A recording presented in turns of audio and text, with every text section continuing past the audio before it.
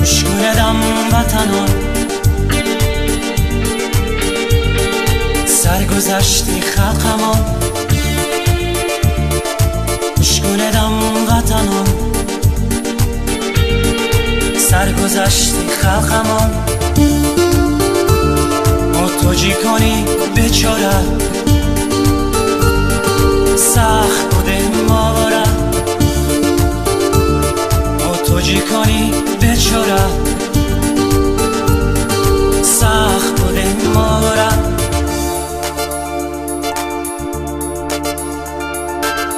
پدران و مادران برادر و خواهران خش تبران همه بودم سرگردان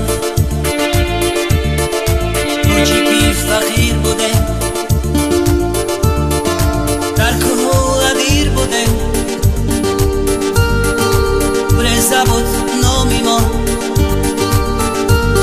بسیار بد بوده و حالی ما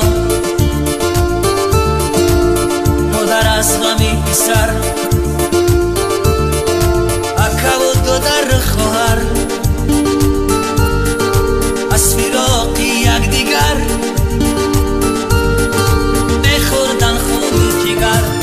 و یاد بیار برادر ما و تو بودیم در بدر در وطنی بگونه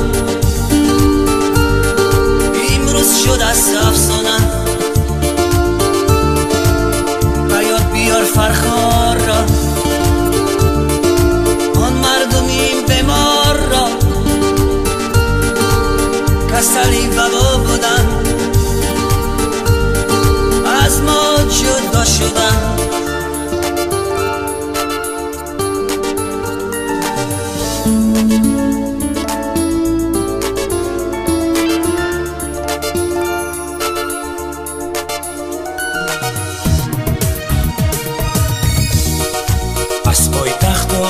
جان عذابی زار بود رفتن اکثریم وطنان زیری ترمه ها ماندن از پای تختا بخود جان عذابی زار بود رفتن اکثریم وطنان زیری ترمه ها ماندن سما بادی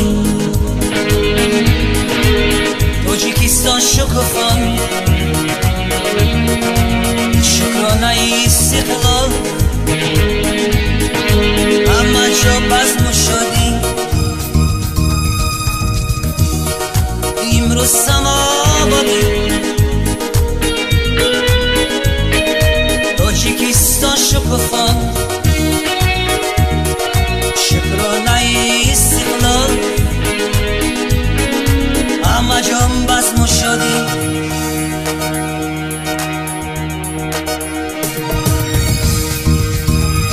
شکرانه استقلالیت آمد پشوای ملت غمخواری خلقی تاجیک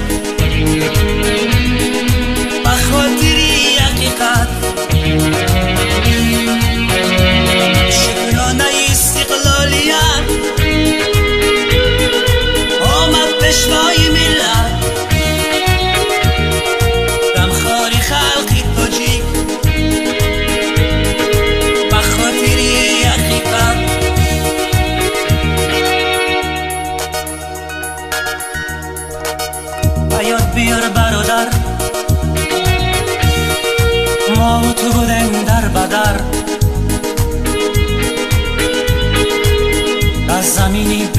بودم، امروز شد از افسانه. بیاد بیار فرخا را، آن مردم این بیمار را، کسری وبا بودن، از ما جدا شدن. دشمنم وطنم، سرگذشت غم